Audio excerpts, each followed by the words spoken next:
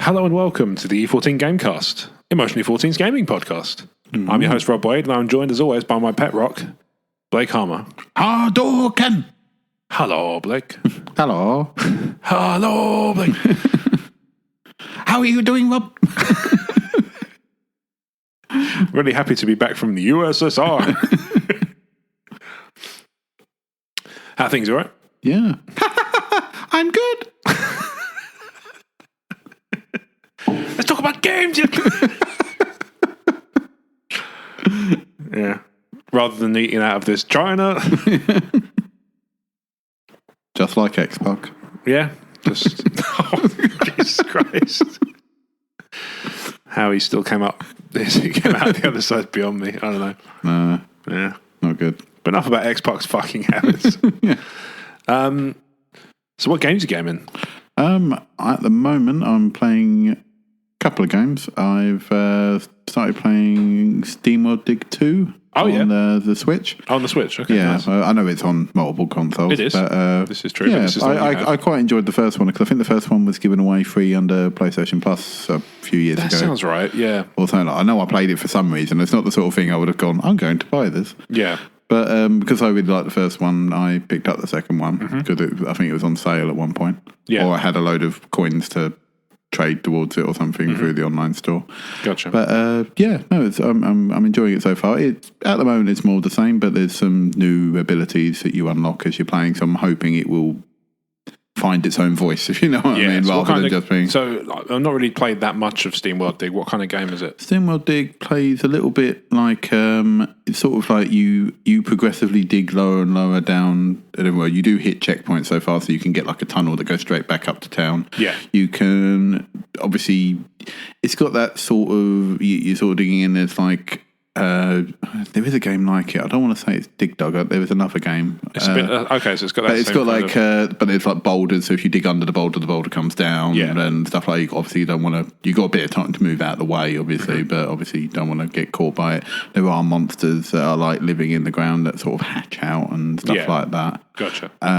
It's sort of like typical platform or traversal style game. There were some puzzle elements in some because you find some like caves inside the mine that you can then venture into, and they normally offer like an upgrade or a new ability or something, but it's like normally a puzzle involved to unlock it, if you know what I mean. Yeah. Or you'll get the ability and then it sort of shows it off by you doing a puzzle with it, if you know what I mean. Mm-hmm. But I'm sort of enjoying that. It's sort of been my beta game at the moment, but I have to say at the time of recording I've just literally finished it before coming over to you. I played through God of War.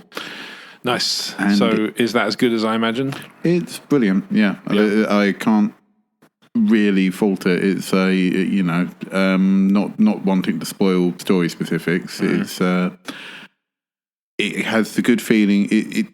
I know it's changed it more to like a third person over the shoulder camera look, which was. I mean, initially playing it, I was a bit like it don't feel right, because and I know there's an obvious. No, sir, I don't like it. Yeah, there's obviously an obvious comparison to like Dark Souls as well, because there's there is that relying on dodging and countering and stuff, which, but in a way, it does build up to it. It's a bit like Dark Souls, but when you're Kratos, so obviously OP. So it's not. There's no point where I felt that there was only like a couple of optional bosses you come across where they are stupidly hard that they feel like a Dark Souls boss. Gotcha. But they are for the completionists. They're not. So, there is no part of the main story that feels it's not ridiculous served by doing those. Yeah. Yeah, that's not ridiculously hard. No. Right. So obviously we're not going to go into spoilers. It's a relatively new game and it's quite long, I'm guessing. It's about. I think I've been playing it. I must admit, I did a lot of the side stuff. I haven't done all of it. You are playing as a guy called Kratos, right? You are not. Well, I can confirm you are Kratos from the previous games. Oh, you are? Yeah. Okay. He sort of. The premise is that he's an older Kratos. He's left, obviously, Greece. Gone to a new world, tried to settle down in this new world. Okay. Is that all well-known story then? Because I thought it was like... I think you can play through... You could play through the entire game, and as long as you're aware that there are previous games in the franchise, you probably could follow it. You might not get some of the oh my god moments that turn up in it, but you could play through the story. The story is self-contained, and you could enjoy it on its own level. Okay, fair enough. But there are certain bits that do call back. There are a couple of bits that call back to the older games and stuff. Because he's sort of like with Atreus in the game, who's like his son. Yeah. Who obviously helps you in fighting because he has like a bow and you can use him for sort of long range attacks and stuff like that, or for getting other people, like, because he can sort of do stunning attacks and stuff like that. So is it like, I don't mean this in the sense of exactly like as described, but is it a bit like Bioshock Infinite where you can leave him to it and you don't need to keep rescuing him and stuff? No, I know there's a couple of bits where he might get stunned or something like that, so you might not be able to use him for a few seconds. But you're never going to have to go and rescue him from there was never a cultist. point in the game that I thought he became a hindrance. He's basically another weapon in your arsenal with different attacks, basically. You're never going to be like, Leon! No. Oh, God. Nothing quite Scream that keeps me awake at night. Just watching her slowly being carried away by a cultist, he's just basically extra, he's extra attacks that you can fill in with on the side, because you sort of control both of them at the same time. You sort of have, obviously, the main controls are obviously controlling Kratos, but the square button, it tells the Atreus to attack, and you can do just hitting the square button makes him fire an arrow at the person you're looking at, so you can choose to look at someone else to make them feel some shots in. Later in the game, you sort of unlock a magical attack, a bit like the other God of War games, where if you hold down square, that'll trigger that. So you can sort of fill it in, but obviously that's got like a recharge time on it, that sort of thing. Yeah, I understand. It opens a lot of things. The Leviathan axe is brilliant. It's basically Thor's hammer in axe form, because he sort of throws it and can call it back to him. Oh, cool. But the other thing is that you can throw the axe. On like a lesser character, it will hit him and freeze him into a spot. So you can put one guy in a place and then sort of like do crowd control. So you can freeze that guy, start punching another guy. Okay, nice. Pull the axe back and then start. So cool. So it's got quite versatile. Yeah, it's attacks. quite a varied. It's quite a fun combat system. It takes a while to get used to, because when I was first playing, especially was watching all these videos beforehand of people doing really cool stuff with it, and I was going, "Ooh, I'm really can't." But by the end of the game, I was like, "No, it is actually quite a cool system." I get like that when I watch, because I'm subscribed on like Reddit to a few different subreddits for gaming. One of the ones I'm subscribed to, there's not many ones I'm subscribed to for specific games. Breath of the Wild, because some of the shit people do with that is nothing short of incredible. Oh yeah, I feel like I didn't really scratch the surface. Yeah, in terms of like fucking. In terms of the stuff you can pull off, I mean, I never really used like the balloon things very often. I saw a dude manage to launch himself into the air on a bit of metal, like a big door, basically, like a gate size thing. Yeah, managed to launch himself into the air with the stasis attack, and then he managed to do it 3 times and launch himself across the map. How do you know? Just hit himself with he keeps hitting the door with stasis and items and stuff. You must be very quick with the controls to even suspend, ridiculous. Do that, looking at this. Yeah. It's ridiculous how fucking fast these people are. But that's the thing, because I feel like, because that was the other thing, I think my problem with Breath of the Wild, because I don't really play many Nintendo games, and the Switch was still obviously very new to me when I was playing it. Yeah. Is obviously whenever it told me to press A, I was like, oh shit! I was dropping my weapon or something stupid, and I was like, oh, for God's sake! I had that problem with Minecraft because the buttons aren't quite the same as the Xbox ones. Yeah. So I end up to just be a bit of getting used to. Yeah, that was it. I kept throwing my stuff on the floor, and I was like, oh, for fuck's sake, pick it up again. Luckily, it's daytime; otherwise, I'd be dead right now. Yeah, exactly. But but it's worth picking up then, God of War. Oh yeah, I recommend it. It's definitely, but all the hype is deserved justified, in my opinion. So we were talking about this a little bit before we recorded. I've been building up. I was building up CEX credit, and I had last time we recorded, I had about 200 quid. I've nearly doubled it now, just because every time I finish a game, I'm trading in. Every now and then, I'll just cull 3 or 4 DVDs just at random. I got rid of my Wii U because up until then, you have finally got rid of it now. So I got rid of it this weekend because up until then, the only thing we were keeping was Tropical Freeze. And then Jen said, trade it in. I'm never going to finish this fucking game. So I was like, I've heard it is hard. Oh, very, very much so. There were bits where, when she plays, she'll generally try and get through as much of the game as she possibly can without help. Yeah. Occasionally, she will just have to go, Rob, please finish this level for me because I just can't get through this bit. And then she'll take it back off me once I get to the next checkpoint or whatever. Yeah. And there were some bits where I was like, it took me a lot of attempts to get through the same bit, and it is hard. I've heard it is one of these like old school platformers. Yeah, I'm a bit reluctant because it's an old school 2D platformer. It doesn't seem to have anything that really yells at me. I'm reluctant to splash 50 quid on it. That's the trouble, isn't it? I mean, when I bought it, it was reduced. I think when I bought it on Wii U, I think it's like 25 quid or something, which felt about right. Yeah, something like that. Or if it goes on sale, I'll probably pick it up in then. Or if I find have they done box copies? Yeah. I'm sorry, I haven't been into I haven't looked. Well, I don't know if they're out yet, but the box copies are. I haven't been into a game store specifically to look for that. I literally just went day of release, walked in, picked up God of War. Yeah, fair enough. I only paid quite a bit as well because I trade in Ni no Kuni and Wolfenstein. I'm very tempted to get both of those. Although Wolfenstein next month is out for the Switch, I think, or the month after. Okay. Yeah, it might be good. Hold out for that. Yeah, maybe look up how the port is first. But yes. In case. Well, I think it's the same studio that did Doom, so that'd probably be okay. Yeah. Well, as long as it works fine. Yeah. But I built up nearly 400 quid's worth of credit because I'm playing a lot of trying to get through stuff. I've been very mercenary with my DVDs and Blu-rays and just gone, I'm never going to watch this. It goes in the bag to again go down to the shop to the point where Jen. Yeah, I mean, you might only be getting like 50p for it, but I suppose they all add up. Totally. And this is the thing. Once I've got the money in my voucher, the voucher doesn't decrease in value, but the games go down in price. Yeah. So if I'm just patient, because at the moment I really want Far Cry 5. But it's still 45 quid. I've decided, me and my friend at work have come to an agreement that he got Far Cry 5 and I got God of War. And I said he has finished Far Cry 5. I think he's waiting on me to give him God of War. That's a good arrangement. Yeah. Me and a friend did that. Yeah. What did we do that with? I'm trying to remember. Me and a friend I know, it will lose value, but I don't really... Normally, certain games I want to keep, and I think saying God of War I will keep. God of War, I think, to be honest, the first party stuff usually does quite well in terms of holding its value in relation to the other games. Yeah, I mean, I never got rid of Horizon because I really enjoyed that, and I think it might be a game I might come back to. I only got rid of it because one week they had a particularly good deal on the Game of the Year edition digitally. Yeah, so I must admit I haven't got Frozen Wilds, and I thought, and also I ballsed up and I got the bad end. I didn't get the correct ending, so I wasn't able to get the platinum. I'm fucked if I remember what I even got for the ending.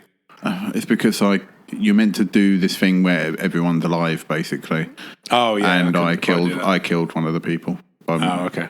But he asked me to, so you know. Just saying. Yeah, if I didn't do that mission, I could have got. If I didn't do that mission, I could have got the perfect ending. And I was gotcha. Okay. Yeah. Yeah, so I've built up a lot of trading credits. I've got options in terms of what I could buy. The problem I've got at the moment is it's just been my birthday and I haven't seen my sister yet. Okay, so they might have got you a lot of stuff. I know she normally buys you a lot of stuff. She did very nice. She was very kind to me at Christmas. Although, funny enough, do you remember last episode I said about having tried and failed to get into Splatoon and trading it in? Oh, yeah. I got this message on Twitter.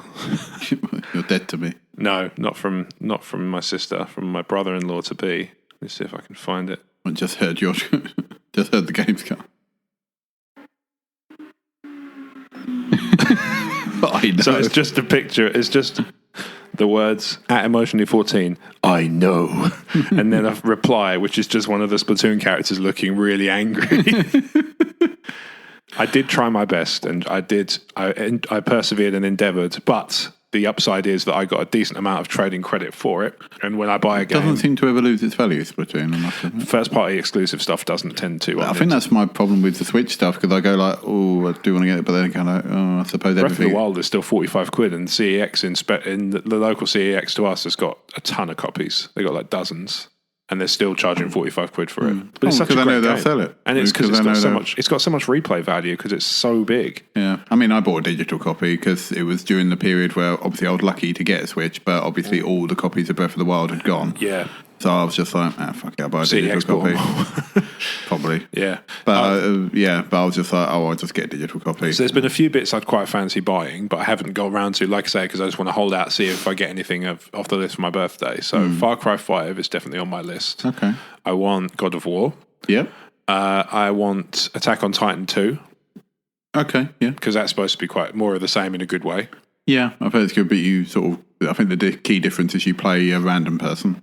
Yes. You don't play as in the previous game. You played a mix of the different play your own main custom character. Yeah, which is all right. It's fine if it's more of the same. I mean, I really like the first one. I think the only downside is that it outstayed its welcome a bit. It padded itself deliberately by you have to go through a certain number of side quests before you can go to the next bit, which I understood the point of, but I was binging it. Yeah, and also it was my main game at the time, and it was a very repetitive game. If it was something I came back to once in a blue moon, then that's made a fine. bit of progress, chipped away a bit. Yeah, but again, that was a long ass game as well. Yes, I'd quite like to get Fire Emblem for the Switch at some point. I've never played a Fire Emblem. I played the Game Boy Advance ones, and I really liked those. I think maybe was it just the one game? I played a Fire Emblem game on. But isn't this one like the Dynasty Warriors Fire Emblem or something? Yeah, but I'm fine with that. That's the other one. Hyrule Warriors is the one I want as well. Yeah. Again, I never played that. I'm in two minds about that. But. Yeah, I almost bought. This is the other stuff I almost bought. I went into town yesterday. Because I was basically I had the long weekend off for my birthday. Okay. Jen booked the Friday off to hang out with me, and then the Monday she didn't realise I'd done it, so she just went into work. So I had the day off. Okay. So I ended up going into town, picking up my voucher because I'd taken in the Wii U on Sunday to test it. Yeah. Get my voucher, and then I spent about 4 hours wandering around town, just bumming in and out of shops, just kind of wandering around aimlessly. And I kept going back into CEX, and they had both the SNES and NES Classics in stock. And I was that'll make a dent in your so tempted. It'd be like half of it. Yeah. But it was so tempting to pick up both because I would have got 50 games just there and then. Oh, but then the way I saw it, the way I've taught myself. Then I'm going to pay 20 quid a year and get off those games soon anyway. Quite possibly, yeah. But I just found myself just standing there going, yeah, but I've got loads of games I'm not playing at the moment. So why would I want to just add to a big backlog?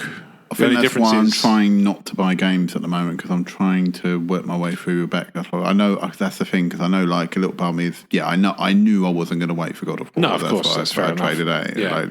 And I intentionally traded a lot so I didn't spend a lot of money. Because I think I ended up after trading, I think I only ended up spending like 12 quid for God of War anyway. That's pretty good. Yeah. And surprisingly, Game was only doing it for like 47, which I thought, they're really good. Considering Game was like 55 quid normally. Yeah. You know? Like going, we don't know why we're going out of business. No, what are the odds? One. I was like, oh, they're actually being competitive. They're actually putting prices at an all right price for a change. Yeah, no, sure. So I did that. But yeah, I mean, I'm looking at Detroit at the moment, but I also know it's an expensive month coming up. And I do quite fancy that as well. Because I played that EGX, and it was it's a demo. It is that demo. I haven't played it yet. I've downloaded it, but I've been too busy to play games at the moment. I'll say it's about probably keep you like busy for like quarter of an hour, half hour. I suppose the trailer for a demo. That's pretty good. I really loved it when I played it at EGX, but it was probably my game of show, I suppose. Then again, I was quite hyped by it. It got me hyped for the game. Yeah. I mean, obviously, I played some cracking games because obviously I played Odyssey before it came out. And, totally. And Origins. Yes. As well. But, so those are the things I've been kind of eyeing up buying. What else are you playing? Anything good? My main one has been God of War and Steamworld Dig 2 at the moment. I have dabbled because recently PlayStation Plus gave me Rayman Legends. Yes. And I'd never really played it. I was aware of it because I think I played a demo of it like donkeys ago, but it sort of passed me by. So I had a little go and I did like the first world, I think like the first series of levels and I'm enjoying it so far. It's a good game. It's really good fun. It's quite. I like that it's quite quick loading as well. So if you balls up at something, you can just go back and try again. It does not take much to load back into that game. Yeah. No, that's what I said. Because especially some of it of that blink and you'll miss the bloody thing. Yes. Bit. There's one character. I'm assuming the later levels it gets worse. There's one character. Like there's an achievement or a trophy, depending on which system you're on, for getting all the characters. Okay. One shot. And it's because of one of those blink and you'll miss it jumps. And I just can't do it. I've tried so many times, I just can't do it. Like I think there was like the end of the first world, I think you fight a dragon at the end as like a boss. there was a bit where I actually intentionally died a few times just so I could get this one character that was hiding underneath. Because there was a bit like if you don't go low, you can't get the thing to go back up. You know, and it's obviously very precision jumping in very quickly as well. And I just I do feel like I've got slight hands of cack doing it, but but I'm the fact that it's quite quick at reloading and all that. I don't feel that a death is. It's a bit like Trials. It doesn't feel like a death is that annoying. Trials is even more extreme, isn't it? Because it's literally just instantaneous restart. I mean, really, when I got to the last few levels of Trials Fusion, I think I was even though it was very easy to do that, I was tempted to throw my controller at the screen because it was true. Did you pick up Trials of the Blood Dragon in the end? I downloaded it off. With the Games of Gold. I think so. Yeah, but I haven't got around to playing it. Oh, dude, you'll love it. Yeah. You really I think I've been too distracted with God of War. No, that's fair enough. I mean, I can understand that, certainly. Yeah, because I think before that I was doing Ni no Kuni as well, so I was sort of like, Yeah, how was that? It was good. That's another one that's on my list. I would say I enjoyed it. I would say the plot isn't the best for JRPGs go, but it kept me... I didn't feel like... I mean, gameplay-wise, it kept me interested for all the way through, so... Overall, I would say the first one was probably better because I think at least that one had a stronger story. But yeah, if you like JRPGs and if you like the first one, you can't really go wrong. I think they tried a lot of new things and it was quite different from the first one. Like they've made it real time combat rather than the Pokemon-y style thing from the first one. Interesting. And so they've done added lots of extra side bits and stuff like that. Like you can build and manage a kingdom, which I really liked, but I don't know if that'll be everyone's cup of tea. Do you know what I really wish they'd re-release for PS4 and Xbox One? What's that? Eternal Sonata. Okay. Oh, I never played that. Is that the one where you're like Chopin? Yeah, with Chopin and he's dying or something. His dying mind of Chopin. It's just apparently it's fucking bonkers. But I loved it. There's so much, and I really wish I could play it again. I wonder if it's backwards compatible. I might have to look into that. Yeah, but it was a 360 title, wasn't it? It was, yeah. So they did the 360 version, and then it was a timed exclusive. And then when it came out on PlayStation, it had extra levels. I was like, you bastards! Thinking. And at the very least, I thought, oh, well, maybe they'll have the level pack as a downloadable. Nope.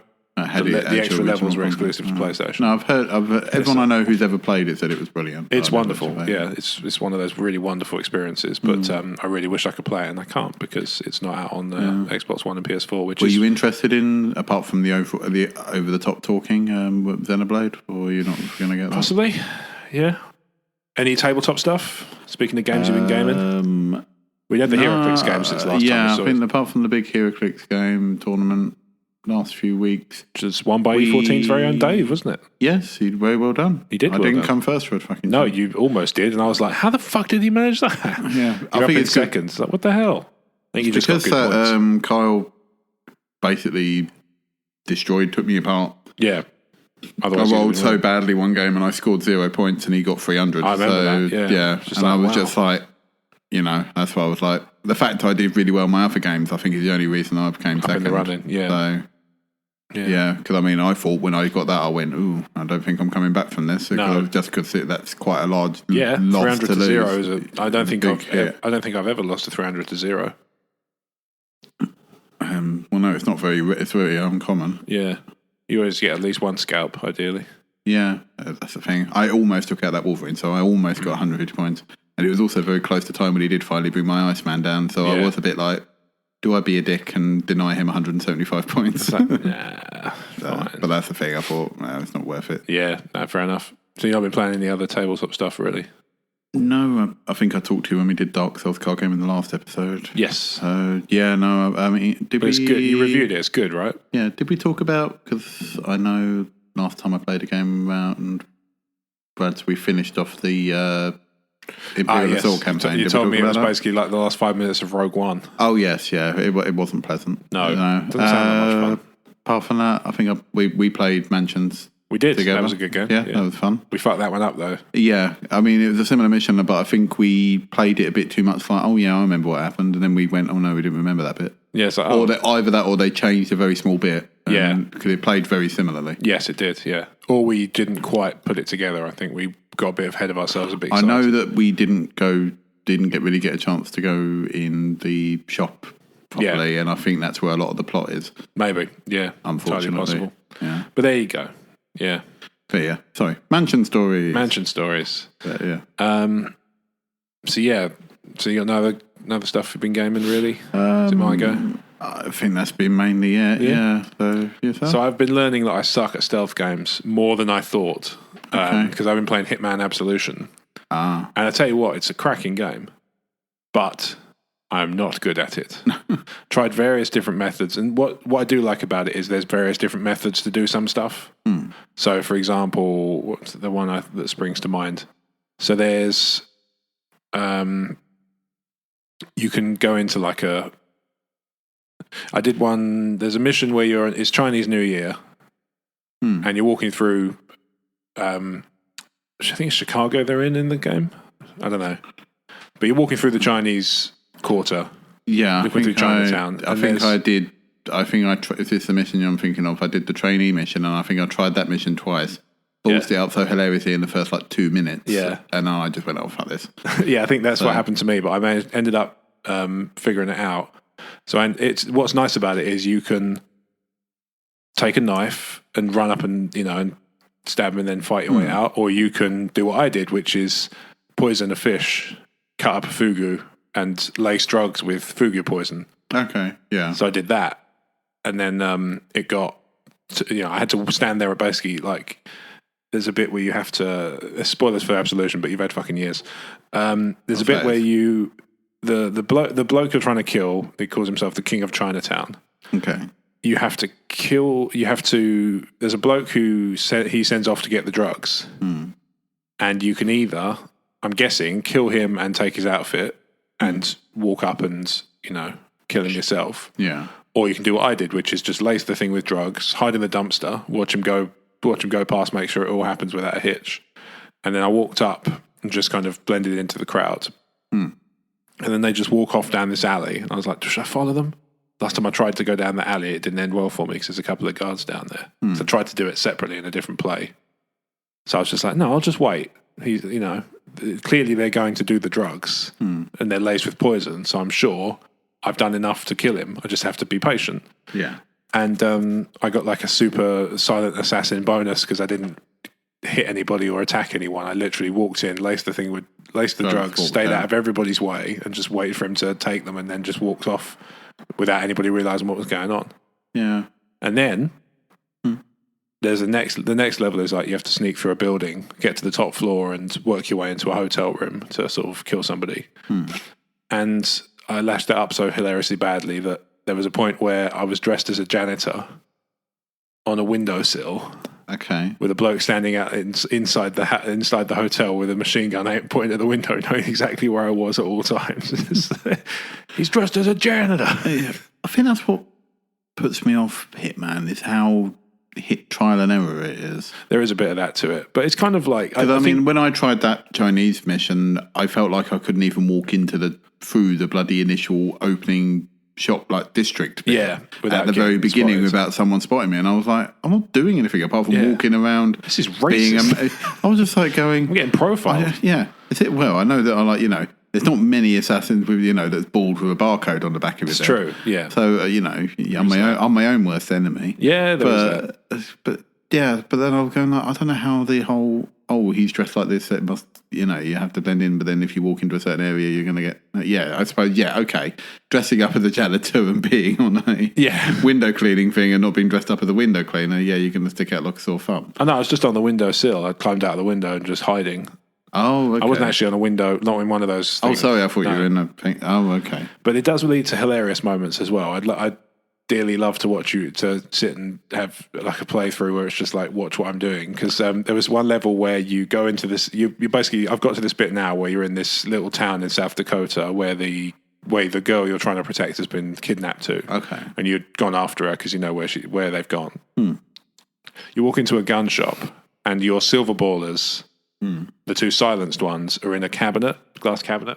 Okay. And you're turns to them and says, "Those are my guns." It's like, "No, they're not for sale." And he's got one of those voice boxes. Okay. So he's like, these aren't for sale. And it's like, okay, well, if you can beat, and he says if you can beat the local champion, who's this girl, in a shooting contest, you can have them just for free. And it's like, all right, fine, I'll try this out. Now, unbeknownst to me, the gun you walk up with is the one you have to use for the shooting challenge. And bear in mind, there's targets like 50 yards down. I had like this shitty little pistol, and I wasn't getting a very good score at all. No. So I restarted. Can't have your silver ball. Yeah, I restarted, and what I ended up doing was sneaking in, getting the keys, walking around the side. There's like a little side thing you can walk underneath the shooting range, and basically you're on the shooting range. So if you were to stand up, you get shot, but you're sort of hiding through there. And you just go into the shed and choke him out and take his keys off it. That's the other option. Yeah, it's just like, these aren't for sale. It's like, I'm sure I can find a way. Chokey-Chokey. Give me my fucking gun. Just Give me my fucking guns, you Give me my fucking guns, you mug. So, I got my silver ballers back, and then the next level is you have to take out this gang.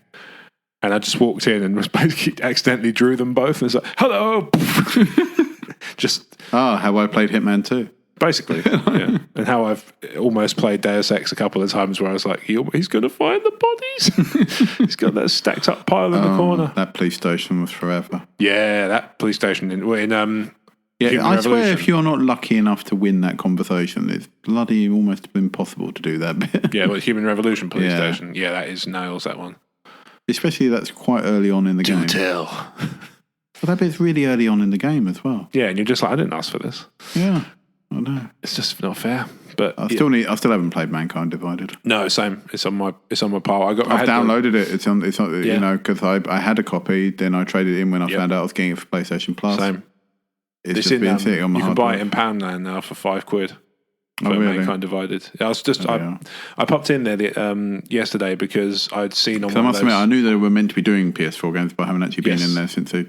Yeah, they don't have a lot, but what they do have is all right. You know, if you just had like a console and not many games, it would be fine. There's a few cool bits in there. It's like Xbox One. They've got the Tour de France game. It's probably fine if you like that sort of thing. Yeah. But I was in there because I'd heard on one of those deal websites that they had Austin Powers 3 on Blu-ray for £1. Oh, okay. And that I'd pay that for Austin Powers 3 quite happily. Worth £1. Yeah. Worth £1. But I went in there. On Blu-ray. They didn't have it. They had 37,000 copies of American Hustle, but no Austin Powers 3. Which is doubly annoying because I made my sister spend a lot of money on that for my birthday one year. Poor kid. She just waited a couple of years. I would have been able to get it for £1. It's a good movie though.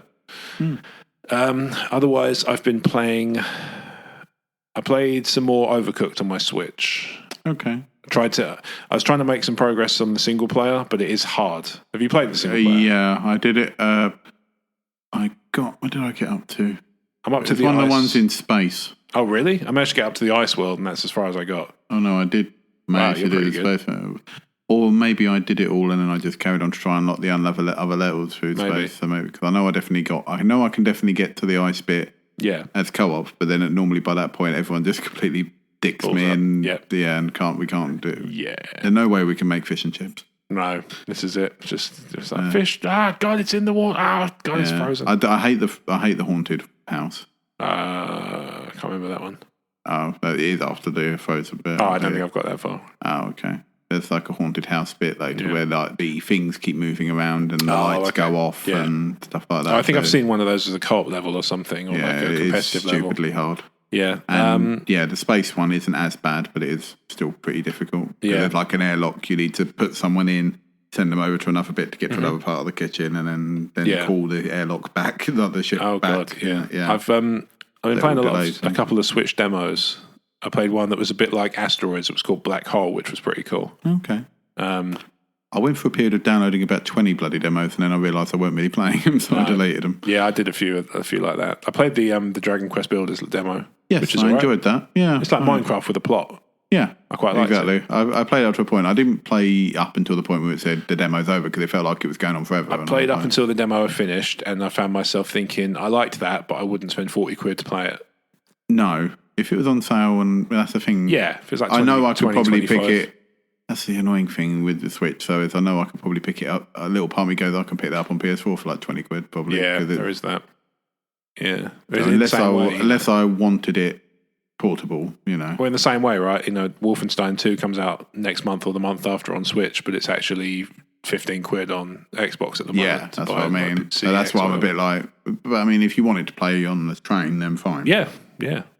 But that's why I was a bit like, games that suit the Switch. That's why I thought, I'll get SteamWorld Dig on the Switch because I thought that's a nice little platformy game. That's why I bought that Golf Story, because I think it's on Steam as well, but it's definitely the kind of game that's best suited for a Nintendo platform, I think. Yeah, and like I said, if it's a fine little game that I can play upstairs for the way to wind myself down, etc., etc. Yeah. See, I would quite happily, if they were to just release a cartridge on Switch that contained the SNES Classic games, I'd be all over that shit. I'd be all over it. They're very closely. There's such good games in there. They're very closely guarding them. Because they can use it for the virtual store, I'm guessing. Well, apparently the virtual console's not coming now. Oh, not at all. Well, from what I read, it seems one of two things. You could read it as one of two ways. Either they're not going to do it at all, or it's not going to be called virtual console. I think they'll do it. I think they'll do something, surely. I think they're missing a trick if they don't do... Yeah, especially as none of it's back compatible. So it's not like you can go back and play it. Because I know, I can see in some element that they want to push the NES Classic and the SNES Classic, but they're like sort of special editions, really. Which is fine, you know. But, and I say they're very tempting. I almost bought one. No, I've looked at them a couple of times, but then I don't know. It's the price sometimes, because especially when I go, could probably buy a knockoff that's not. The NES Classic is coming out again in June, which I think will drive the cost of the second-hand ones down because there'll be more in circulation. The SNES Classic, I think, is probably about as cheap as it's going to get. Like the 80 quid mark or whatever. I think, the CEX you can get it for 75, but... I knew it was about 75. But like some of the games on it, you know, just Super Mario World, Yoshi's Island, Super Mario RPG. Yeah. Oh, yeah, I know there's a lot of things. Obviously, Star Fox and all that. Yeah, stuff you couldn't get here, you know. Or like things like Earthbound that I never got to play. Yeah. They're supposed to be excellent. What do you think about the Switch's online thing, then? The 20 quid a year one? Yeah. If it's 20 quid a year... and I get the same amount of enjoyment out of it as EA Access, it'd be a roaring success. Because 20 quid a year for EA Access. I know it says that you get a load of. At the moment, they're saying you get about access to 20 NES titles. Yes. So they're going to be the older games. Yeah, so there'll be, you know, like at the moment, that NES Classic has got 30 games on it, and 20 of them are probably the ones you and get. A little part of me was a bit like, well, I don't know if I want to buy a NES Classic if I'm going to be getting that. Depends on which games they are. The other thing is, will they expand it as they go along? Will they start adding SNES games or maybe from there? Possibly. Who knows? But will they be happy with people paying £20 a year when they know they could probably get more if everyone bought them individually? Maybe you get discount. Well, that's the other thing. Yeah, look at it that way. I know at one point they were going, you get one game a month or so, but you can only play it for that month, and then it goes on to the next game. Yeah, unless maybe it's one of those ones where it's like you get to play it for a month and then you can buy it to play forever if you want, or it'll just cycle round again. Like Killer Instinct had those fighters. There's like every month there was, or every quarter or something, there was a free fighter. Then they gave up and just going, here, have the series as part of a game. Yeah, exactly. Yeah, just buy the fucking thing. Yeah, just have it for free. Just have that. And shut up. I couldn't really get into Killer Instinct. I got when I first got my Xbox One, I was incredibly fortunate that I knew loads of people who'd been given free games that they didn't want. Oh, okay. I ended up with about 5 or 6 games without having to buy any when I first got my Xbox One, because one of my friend Dan had bought the launch console with FIFA. And he doesn't play football games at all. So it was like, well, that code's there for when you get yours. Like, cool. And then my brother-in-law-to-be won a copy of Killer Instinct, this full edition. And he was like, I couldn't care less about this game. It's yours if you want it. I was like, I accept. Yeah. So I ended up with that. I would say no to it. Those two and Battlefield 4 were the first games I bought, I think. Because Battlefield 4 was like, there was, you know, they do the offers when it's like 20 quid when you buy it with the machine. Yeah, I bought that and extra console on Battlefield and 40 quid, and the rest was paid for because I saved up gift cards. No, that's fair enough. Yeah, there's some similar things to what I'm doing now, except I have all the consoles, and I wept for there were no more worlds to conquer. I just find myself now like, what should I do? Let's say, you know, I'm open to suggestion. If listeners have some ideas on how I might spend my CEX credit, then be my guest to send me a tweet or something that tells me how I should spend it. Well, yeah, quite. Yeah, you know, because there's tons of games I'd quite happily give a go. Anyway, I think that's, you know, we've been talking about what games we're gaming. Yeah. The list of questions we've had, if you've been sending in a question and you're like, they haven't used it, I plan to. It's just that one of them is such a big question that it needs a full episode, and we actually probably need some prep time. So that one will be a big big barn burner. Maybe for episode 50 of the E14 Gamecast, that can be the subject. Okay, yeah, that's fine. And I'll send it out, obviously, to anybody who's coming ahead of time so they can compile theirs. Yeah. Yeah, okay. So thank you for listening to the E14 Gamecast. And if you've enjoyed yourself, you can subscribe by finding us on Apple Podcasts, Podchaser, Podbean, Podomatic, Libsyn, YouTube, Spotify. We're in most places. Yeah, Poddy Pod. Yeah, Poddy Pod. The E14 Gamecast is where you can find that. So it's part of Emotionally 14 at emotionally14.com. It's part of almost a small podcast network now, because we have the Crazy Train and we have the E14 endorsed. So Tumbling Saber, Nerd Room, Wulong Talks. There are more to share in the near future. I just haven't had them come back to me yet and say when they want to do it. So, it's all about when they decide they want to pull the trigger. So until then, it's just kind of they're there in the midst and they're just potential. Yeah, but I'm sure you can always watch our space on our social media. I'm sure I'll be announcing stuff as I go along. So that's it. You can find us at emotionally14.com and find out all the cool stuff we do there. So we've got some video game videos on the YouTube. We've got some bits and pieces about tabletop on the website. We've got some YouTube series about tabletop. So Brick Fury, E14 Toy Box, Fire When Ready. Video gaming bits and pieces, some older stuff, but it's still good stuff. Oh, yeah.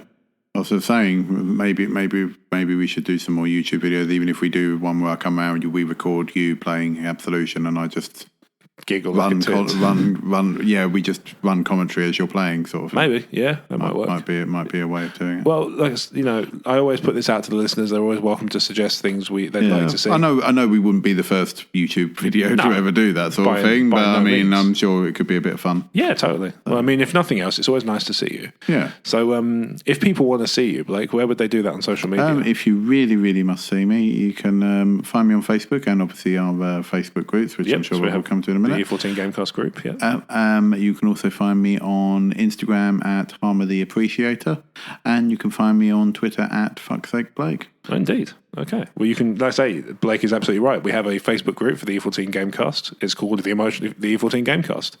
And you can find it by finding our Facebook page and Emotionally 14 and finding the bits there. You can tweet us at Emotionally 14. You can tweet me at Rob Wade Vision, and I'm on Instagram as well. Share a few occasional tabletop painting pics and bits and pieces of games I'm playing.